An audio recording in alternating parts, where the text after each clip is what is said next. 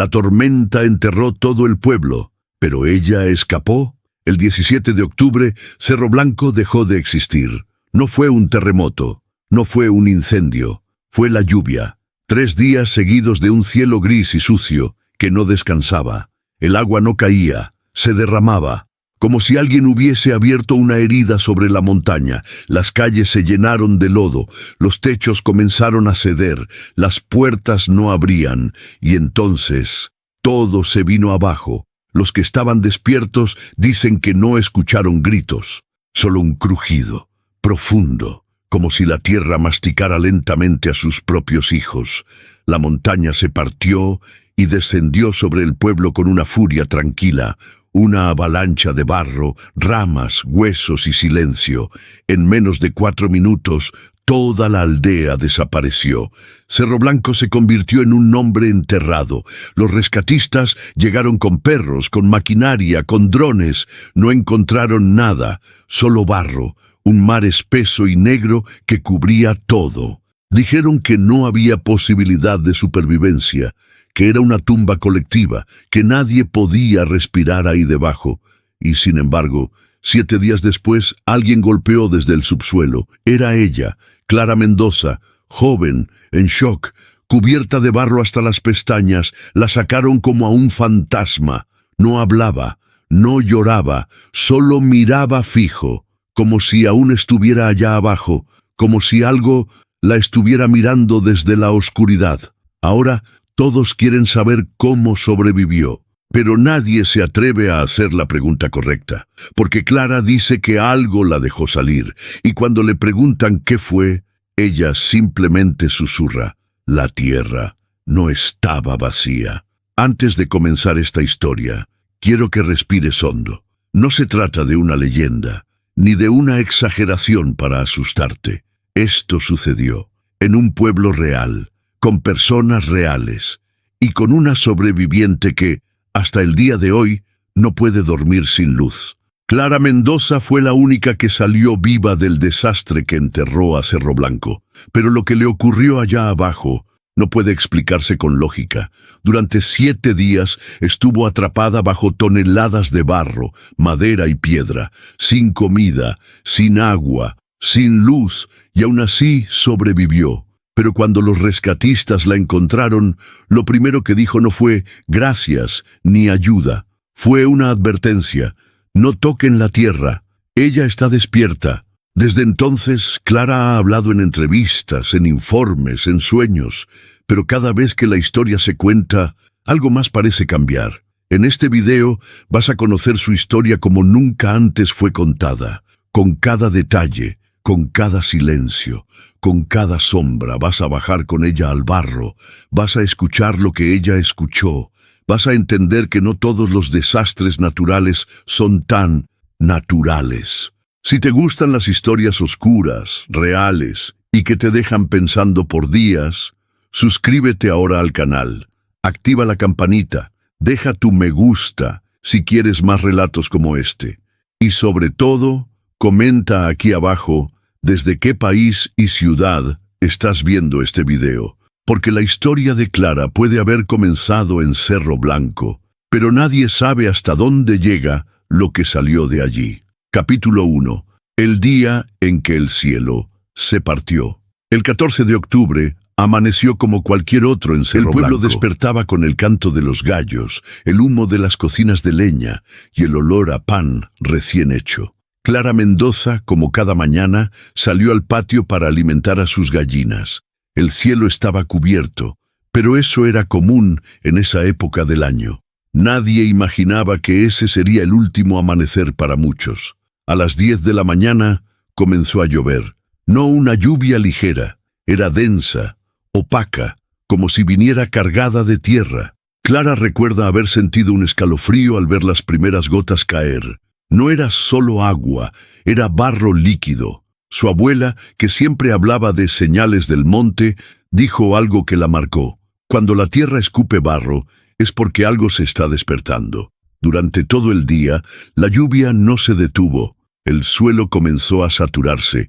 El arroyo que cruzaba el pueblo subió 1 metro en pocas horas. Los niños fueron llamados de vuelta a casa. Las radios emitían advertencias vagas. Nadie se alarmó. Cerro Blanco había resistido muchas tormentas antes, pero esa no era una tormenta común. La segunda noche, la luz se fue. El pueblo quedó completamente a oscuras. Las velas se encendieron, las oraciones comenzaron. Algunas familias se reunieron en las casas de adobe más fuertes. Otras fueron a la capilla. Clara se quedó en casa con su madre, su abuela y su hermano menor. Dormían todos en la misma habitación, no por miedo a la lluvia, por miedo al silencio entre los truenos. La madrugada del 17 de octubre fue distinta.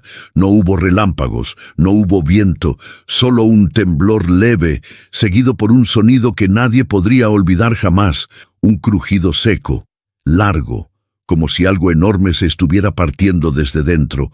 Luego, la tierra rugió. El cerro comenzó a deslizarse, no como una avalancha violenta, sino como un animal viejo y cansado que se arrastra lentamente. El barro bajaba como una lengua espesa, devorando postes, techos, gritos. Clara escuchó los alaridos de los perros, el llanto de los niños, el crujido de la madera cediendo, y luego nada. Cuando la ola de barro golpeó su casa, todo se volvió oscuro. No podía gritar, no podía moverse, no sabía si estaba viva, solo sentía peso, tierra sobre su cuerpo, sobre su rostro, dentro de su boca. El mundo se apagó y el tiempo dejó de importar. No sabe cuánto tiempo estuvo inconsciente, solo recuerda haber despertado en una especie de cúpula, un espacio mínimo entre maderas rotas y barro compacto. No podía estirar las piernas, apenas podía respirar, pero estaba viva, sociña, y entonces escuchó. No eran voces humanas, no era viento, eran susurros, palabras sin forma, lenguas viejas, rotas, como si la montaña hablara desde dentro, como si algo se arrastrara por las raíces. Clara se tapó los oídos, gritó, pero no hubo eco, solo una frase, repetida una y otra vez. Quédate, respira, mira. Allí comenzó su encierro. 7 días bajo tierra, con el barro como único abrigo, con algo invisible respirando cerca, sin saber si estaba esperando o siendo esperada. Capítulo 2. Debajo de la tierra, nadie reza. Al principio, Clara creyó estar muerta. La oscuridad era tan total que no sabía si tenía los ojos abiertos o cerrados. El aire era pesado, tibio, espeso. Cada respiración dolía, como si el barro se filtrara dentro de sus pulmones. Quiso moverse, pero no pudo. Su brazo derecho estaba atrapado bajo algo duro. Su pierna izquierda sangraba. Pero lo peor no era el dolor, era el silencio. Pasaron horas, o eso creyó. No había forma de medir el tiempo, no había luz, no había reloj, solo su corazón golpeando como un tambor frenético en sus oídos.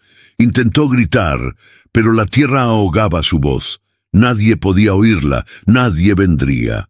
Cerro Blanco estaba muerto, y ella, enterrada viva. El segundo día trajo la sed. Su garganta era fuego, la lengua una piedra seca. En algún momento la tierra goteó, un hilo de agua sucia que bajaba por una raíz y caía cerca de su boca. Clara la lamió. Era amarga, metálica, pero le salvó la vida. Por ahora, las voces regresaron la segunda noche, más claras, más cerca. No eran palabras completas, solo fragmentos, ecos. Algunas parecían salir de su propia mente, otras parecían brotar de la tierra misma. Una le hablaba con dulzura, otra le gritaba desde muy lejos, y una simplemente respiraba, a su lado. Al tercer día, Clara dejó de resistirse. Comenzó a escuchar, cerraba los ojos, respiraba lento, y en ese estado entre sueño y alucinación, algo se manifestaba, una figura. No tenía rostro, no tenía forma definida, pero estaba allí, observándola desde el barro, desde las raíces, desde los huesos del pueblo. Una noche, soñó que estaba en la iglesia del pueblo, pero no había cruces, no había santos, solo un altar de barro y ramas. Una multitud la rodeaba, todos eran vecinos, con los ojos vacíos. Le hablaban sin mover los labios. Decían, «Tú no debiste salir». Clara despertó gritando, rasguñó las paredes de barro hasta sangrar, golpeó, lloró, suplicó, pero nadie vino, solo el silencio que la acompañaba desde el primer día, solo el murmullo constante, como un rezo sin dirección, como si algo debajo de la tierra estuviera esperando una respuesta, una aceptación. El cuarto y quinto día fueron confusos. No sabía si soñaba, deliraba o moría lentamente. A veces oía a su madre cantando una canción de cuna. Otras veces oía su propia voz repitiendo frases que no recordaba haber aprendido. Una vez sintió una mano tocarle el tobillo, pero cuando gritó no había nada. El sexto día, Clara hizo algo que nunca creyó hacer. Rezó. No una oración común, no un Padre Nuestro. Rezó con las palabras que escuchaba en sus sueños, en voz baja, como si pidiera permiso, como si respondiera a alguien, y cuando terminó, el barro tembló. La noche anterior a ser rescatada, Clara escuchó por última vez la voz sin forma. Esta vez le habló con claridad. Puedes irte, pero lleva lo que viste contigo. Y luego, el silencio se quebró. Un sonido sordo, un golpe, algo, alguien. La había oído desde arriba. La tierra se abría, pero no como un milagro, como una entrega. Capítulo 3. Rescatada, pero no regresó sola. Fue en la mañana del octavo día cuando un rescatista, hincado sobre una colina de barro endurecido, escuchó un sonido hueco, como un golpe débil, repetido. Al principio pensó que eran ecos de maquinaria, luego pensó que era su propia mente jugando trucos, pero se agachó, puso la oreja contra la tierra y escuchó una respiración. Inmediatamente comenzaron a excavar. No usaron máquinas, usaron las manos, palas pequeñas. El barro estaba duro, pero en ciertas zonas aún caliente, como si la tierra misma exhalara. Después de horas de trabajo meticuloso, apareció una tela blanca, luego una mano, luego un rostro cubierto de lodo. Era ella, Clara Mendoza, inconsciente, pero viva. La llevaron en helicóptero a un hospital regional. La noticia se esparció como incendio. Única sobreviviente del desastre de Cerro Blanco. Los medios la rodearon. Los médicos la monitoreaban día y noche, pero Clara no hablaba. Solo abría los ojos en la madrugada, miraba el techo y susurraba cosas sin sentido. El primer diagnóstico fue trauma severo, deshidratación extrema, delirio posthipóxico. Pero los médicos no podían explicar ciertos comportamientos. Clara rechazaba la comida normal, solo aceptaba agua y trozos de pan viejo. No soportaba la luz, tenía miedo de las paredes blancas, y en las noches se sentaba sola frente a la ventana, murmurando como si hablara con alguien más. Una enfermera dijo haberla escuchado hablar en un idioma antiguo. Cuando le preguntó qué decía, Clara la miró fijo y le dijo, «Estoy practicando. Él escucha mejor cuando repetimos». Después de eso, la enfermera renunció, y Clara sonrió por primera vez.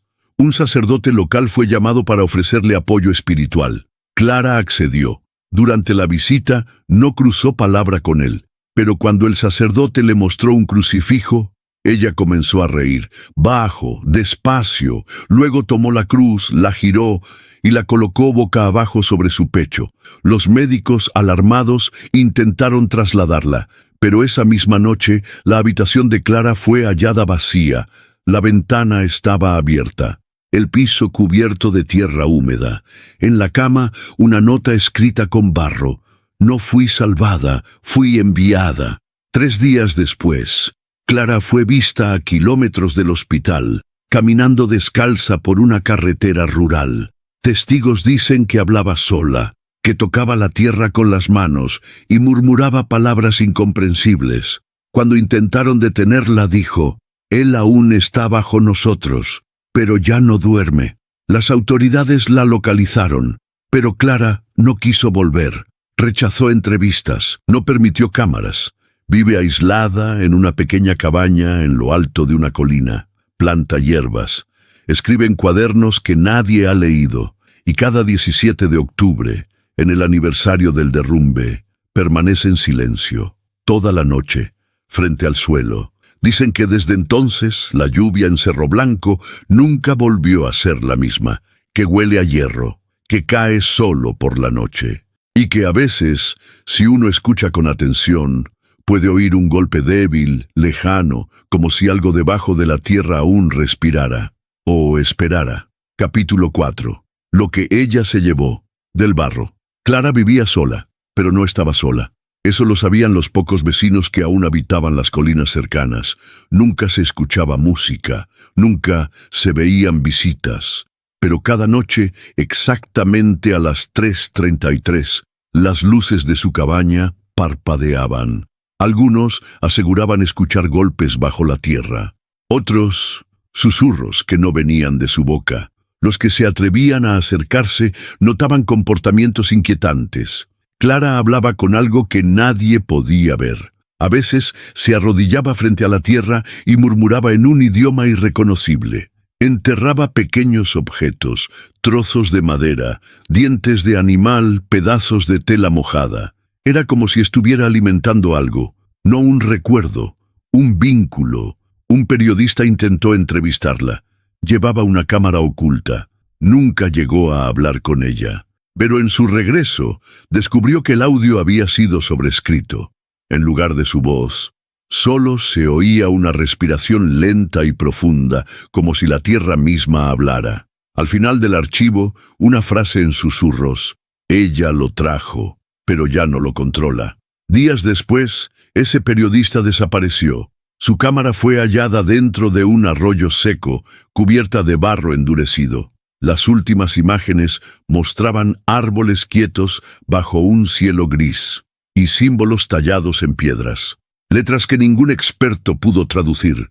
Un grafólogo dijo: «Estas palabras no fueron escritas, fueron imitadas». Clara, sin embargo, seguía a Ali. No huía, no hablaba, solo observaba el horizonte cada atardecer, como esperando una señal, y en su pared escribió una única frase antes de desaparecer: «Lo que traje del barro ya no me pertenece, pero quiere pertenecer a ti». Desde entonces, la colina donde vivía Clara no volvió a florecer. La hierba se secó. Los animales evitaban por las pasar noches, cerca. Si uno se agachaba, podía sentir calor saliendo del suelo, como si algo respirara desde abajo, como si la grieta aún estuviera abierta, como si Clara nunca se hubiera ido. Capítulo 5.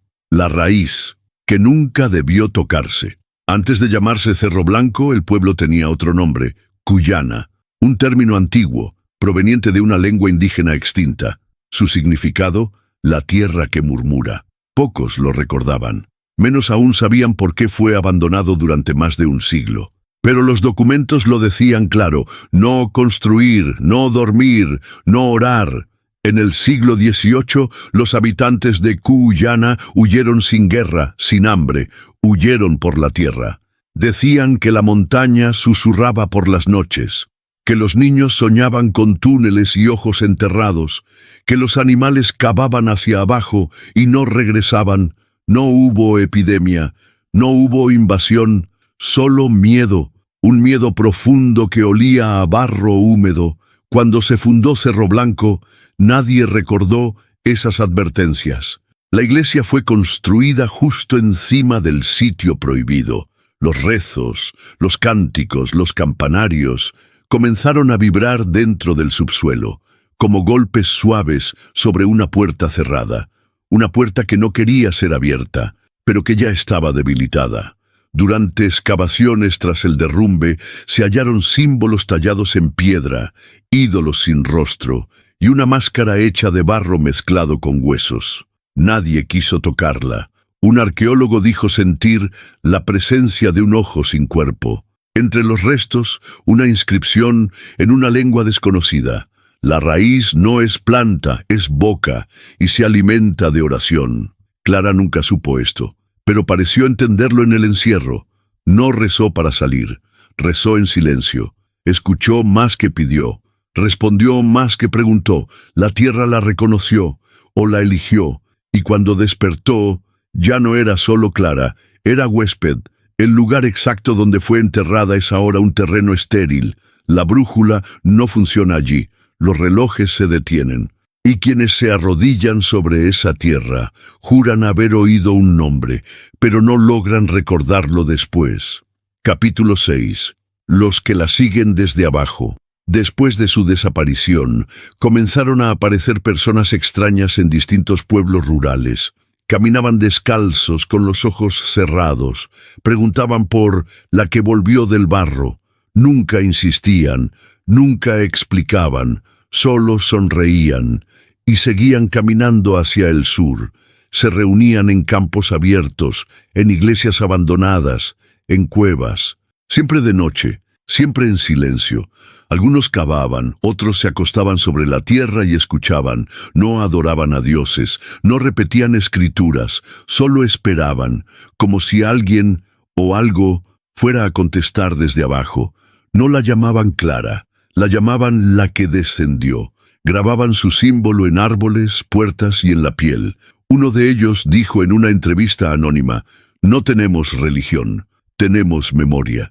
Un hombre fue detenido después de ser encontrado cavando bajo el altar de una capilla abandonada en plena madrugada. Estaba cubierto de barro, con las uñas arrancadas y los ojos en blanco. Murmuraba el nombre de Clara mientras arrancaba trozos del suelo con las manos desnudas.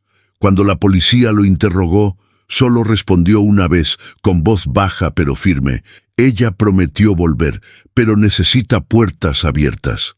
Documentos internos comenzaron a filtrarse desde diócesis alejadas. Cartas escritas a mano por monjas y sacerdotes hablaban de sueños repetidos, de símbolos apareciendo en las paredes de las sacristías, de imágenes religiosas que sudaban barro por las noches. Una monja escribió: «Todas sangramos el mismo signo, el mismo día, en el mismo lugar». La Iglesia calificó los eventos como psicosis colectiva, pero los archivos desaparecieron y los testigos también. Mientras tanto, los devotos de Clara se multiplicaban.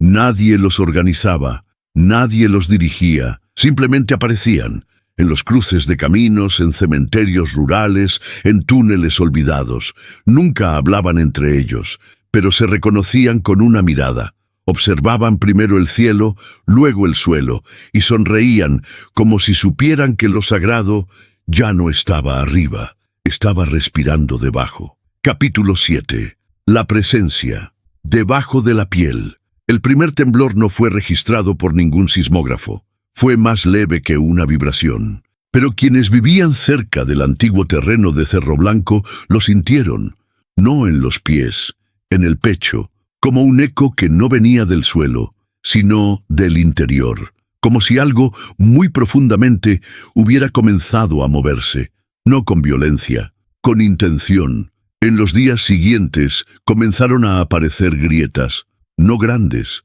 no peligrosas, pero todas con algo en común. Crecían hacia adentro, no hacia afuera, como raíces invertidas. Algunas casas se hundieron por centímetros. En otras, los objetos comenzaron a temblar a las 3:33 de la madrugada, siempre a esa hora, siempre acompañados por un silencio antinatural. En un hospital psiquiátrico de Salta, 3 pacientes sin relación comenzaron a repetir los mismos movimientos. Se arrodillaban, clavaban las uñas en el suelo y murmuraban frases idénticas en un dialecto sin traducción.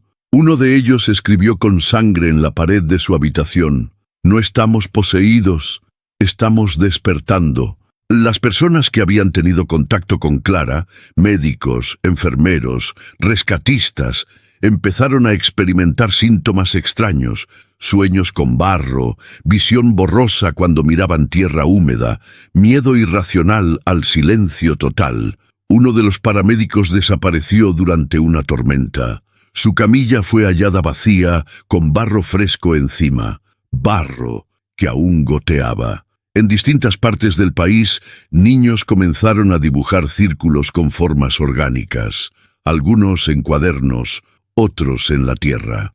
Una niña fue descubierta con los ojos en blanco, murmurando con la voz de su madre fallecida: «Él sube, él no muerde, él reescribe». Los padres la llevaron al hospital. Nunca volvió a hablar. El Vaticano, tras meses de silencio, emitió un comunicado breve. No hay fundamento teológico ni doctrinal para vincular los hechos de Cerro Blanco con actividad espiritual legítima. Pero un día después, la cuenta oficial fue desactivada, y un correo sin remitente comenzó a llegar a parroquias de todo el mundo con un solo archivo adjunto, un audio, 3 minutos, respiración, y al final, una voz femenina que susurra: él también fue creado, pero nunca nombrado. En el terreno donde Clara vivió, surgió un brote de plantas negras. No tenían hojas, no daban flores, solo crecían, y giraban levemente en dirección contraria al sol. Un botánico que intentó arrancar Uma cayó desmayado. Al despertar dijo: no son raíces, son dedos. Testigos en pueblos cercanos afirmaban ver figuras caminando entre los campos al anochecer. No tenían rostro, no dejaban huellas, pero dejaban barro fresco, y marcas en las puertas, un espiral descendente hecho con ceniza. Las cámaras de seguridad nunca grababan nada, pero los micrófonos, sí, latidos, lentos, en sincronía. En la ciudad, algunos comenzaron a tener visiones al mirar al suelo mojado, reflejos que no correspondían a sus rostros, sombras que respiraban. Un joven se arrojó desde un edificio tras escribir: ya no hay arriba, solo profundidad, y firmó: Clara, la tierra está cambiando, no con fuego, no con desastre, con presencia, con repetición, con silencio. La gente ya no ora, escucha, y quien escucha también responde, desde abajo, desde adentro, desde siempre. Capítulo 8. Donde se dobla el mundo. Lo que antes era miedo, ahora era aceptación, no oficial, não declarada, mas clara. As igrejas começaram a esvaziar. Os cultos se calaram, foram espaços abertos, onde pessoas se sentavam em círculos, sem falar, sem cantar, apenas com as mãos tocando o chão, como se aquilo fosse o novo altar, como se ouvir fosse mais sagrado que pedir. As cidades começaram a se adaptar. Sinais de trânsito alterados, relógios retirados. Em algumas praças brotaram buracos estreitos, rachaduras naturais, mas perfeitamente circulares, cercadas por oferendas improvisadas, ossos, terra molhada, fragmentos de espelhos escurecidos. Ninguém as construía, mas elas surgiam, e o povo respeitava. Governos locais começaram a emitir alertas contraditórios.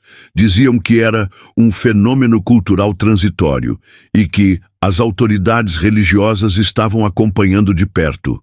Mas as escolas retiraram todos os crucifixos, as bibliotecas trancaram as salas de teologia e os jornais deixaram de mencionar o nome de Clara. Em um hospital de Mendoza, um recém-nascido foi registrado com uma peculiaridade: olhos abertos desde o nascimento, ausência de choro e uma marca escura em espiral nas costas.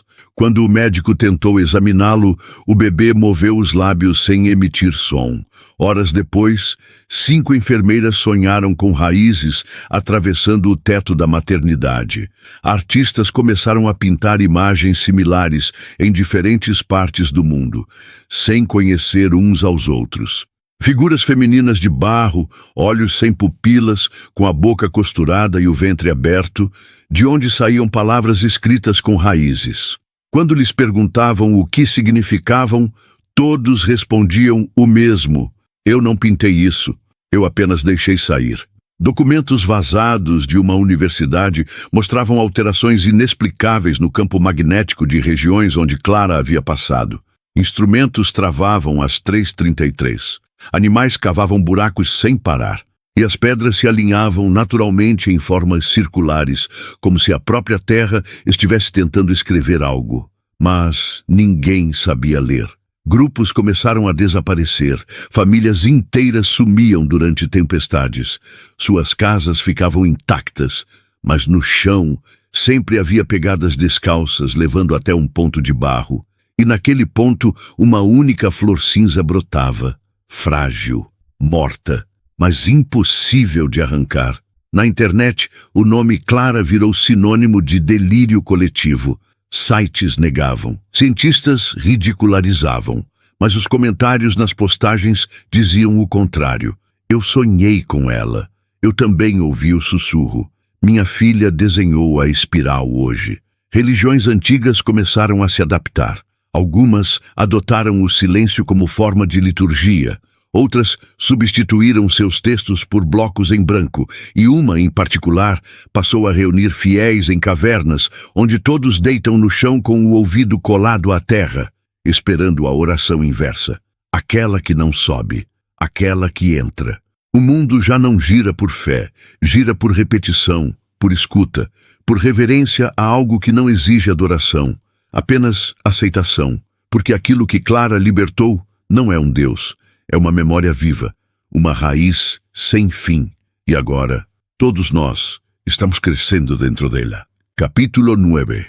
Los que ya no tienen nombre. En algunas partes del mundo las palabras empezaron a perder su fuerza. Oraciones que antes consolaban ya no tenían eco. Nombres que antes despertaban respeto ya no causaban reacción. Era como si el lenguaje estuviera muriendo lentamente, palabra por palabra, víctima de algo más fuerte. No de una guerra, de una vibración. Los que habían oído a Clara en susurros, en sueños, en el barro, comenzaron a cambiar. No físicamente, pero sus rutinas desaparecieron. Ya no trabajaban, ya no hablaban. Comenzaron a dormir bajo tierra, a cubrirse con barro antes de amanecer. Algunos tallaban espirales en sus propias lenguas y se cosían la boca, no por dolor, por consagración. Uno a uno dejaron sus nombres. Literalmente, se despojaban de documentos, de recuerdos, de símbolos. Decían que el nombre era una jaula y que Clara los había libertado. En un video filtrado, un grupo de más de 300 personas caminaba por una floresta silenciosa. En el pecho de cada uno, una palabra escrita con ceniza. Voz. El clima dejó de obedecer patrones. Tormentas aparecían solo sobre puntos específicos. Llovía apenas sobre cementerios. Se abrían grietas em cruzamentos abandonados. E sempre, antes de cada fenômeno, alguém ouvia o sussurro. Agora sim, já estão prontos. No centro da antiga área de Cerro Blanco, brotou uma única árvore, negra, sem folhas, com raízes expostas, envoltas em barro. Os que a tocavam diziam ouvir vozes dentro do próprio estômago. Um deles escreveu: ela está voltando, mas já está aqui, porque ela nunca foi só uma. Em cidades maiores, começaram a surgir pessoas paradas nos cruzamentos, imóveis, olhos abertos, boca fechada. Não pediam nada, apenas ficavam ali, às vezes por horas, às vezes para sempre. Quando alguém tentava falar com elas, só respondiam com um sussurro: o som está em você também. Governos entraram em colapso, não por rebeliões, mas por silêncio. Sistemas inteiros caíram por falta de resposta. Linhas de comando pararam porque ninguém mais fazia perguntas. Todos apenas ouviam, porque algo mais profundo falava. E quem escuta demais se cala para sempre. Relatos de transformação surgiram nos subterrâneos das cidades. Corpos que se fundiam com raízes. Pessoas que acordavam com barro nas mãos e frases desconhecidas riscadas na pele. Algumas dessas palavras já não podiam ser lidas. Eram símbolos vivos, pulsavam e emitiam som. Em uma transmissão clandestina, alguém afirmou ter encontrado Clara, mas não era mais ela. Estava coberta por um manto de terra e folhas mortas. Flutuava levemente sobre um altar de pedra molhada. Ao seu redor, dezenas de crianças sentadas em silêncio, com os olhos fixos nela. A mulher da transmissão dizia: ela não fala, mas todos respondem. O fim não chegou com fogo, nem com gritos. Veio como Clara, com barro, com escuta, com raiz. O mundo não acabou. Foi moldado, camada por camada, até caber dentro de algo antigo, subterrâneo e eterno. E agora não há mais nomes, só vozes. E eco. Capítulo 10. El último eco. No hay más memória colectiva. Solo una sensación Un peso compartida. bajo los pies, un susurro detrás de los oídos, una pausa en cada respiración. El mundo entero se convirtió en un templo sin altar. Los edificios se desmoronan no por el tiempo, sino porque ya no son necesarios. Las ciudades callaron, las máquinas se detuvieron, las palabras dejaron de tener sentido. Los pocos que aún escriben lo hacen en la tierra, con las manos, sin mirar. Dibujan espirales que nadie les enseñó. Las repiten una y otra vez, como si sus cuerpos recordaran algo anterior al lenguaje, anterior a la vida. En el cielo no hay más respuestas, y bajo la tierra nadie hace preguntas, solo se siente, solo se vibra, solo se baja. Las raíces crecieron por dentro, las venas ahora pulsan al ritmo del barro, y quienes caminaban con nombres ya son solo canal. Clara no es una mujer, es un ciclo, una invocación que nunca termina. Los rezos ya no se escuchan, se absorben. Las iglesias son Las cavernas, tumbas, portales, y los cuerpos, recipientes. El tiempo no avanza, se hunde como todo, como todos, porque aquello que fue despertado ya no duerme. Y tú, que escuchaste hasta aquí, ya eres parte de él. La última palabra no será dicha, será sentida, y cuando lo sientas, sabrás que no estás solo, nunca lo estuviste, porque debajo siempre estuvo él. Cierre final. Aún estás a tiempo de no escuchar. No todas las historias se cierran, algunas se entierran. Esta no es una advertencia, un recordatorio de que la fe puede abrir puertas, pero también puede desenterrar lo que nunca debió despertar. Clara Mendoza sobrevivió, pero no regresó. Lo que volvió fue otra cosa, una vibración que viaja por palabras, por sueños, por raíces, una oración sin boca, un Dios sin nombre. Y ahora ya lo conoces, ya lo escuchaste. Comenta abajo desde qué país y ciudad estás viendo este video, solo por curiosidad, o tal vez para saber hasta dónde ha llegado la grieta.